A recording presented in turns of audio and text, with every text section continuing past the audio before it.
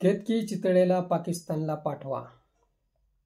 कधी काळी महाराष्ट्राचे ज्येष्ठ नेते शरद पवारांबाबत बेताल बोलणाऱ्या रंग फासून नटी झालेल्या चितळेंच्या केतकीचे माथे ठणकले आहे असे समजले पाहिजे.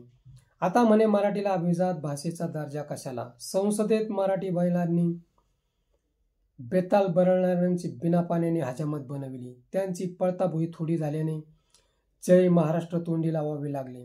केतकीला खरे तर बजरंगी भाईजानसोबत पाकिस्तानला पाठवायला हवे. अशा वाचाळ मंडळींमुळे मराठी महाराष्ट्राला टिचक्या टपल्या सहन कराव्या लागतात. मराठी माणसाने आटकेपार झेंडे रोवले, त्यासाठी मोठा संघर्ष करावा लागला. म्हणूनच मराठी माणसाचा दरारा आजही कायम आहे. त्याला छेद देण्याचे काम असले बिना बुडाचे टमरेल करतात.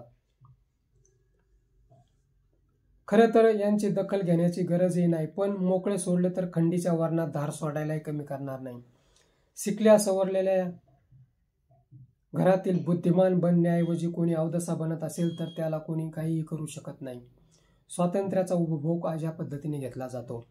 चितळे आणि पारसी समाज यांची तोंड मिळवणी करायची कशी?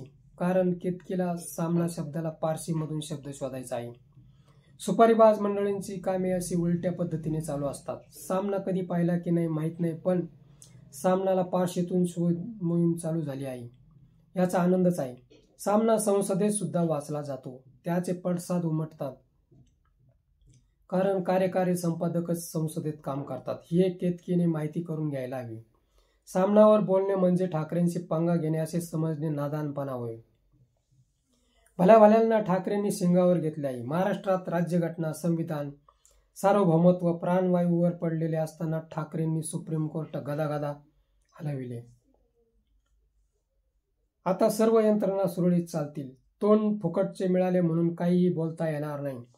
सामनावर जेव्हा केव्हा कोणी भाष्य करतो, सामनातूनच त्यांची जागा त्यांना दाखविली जाते.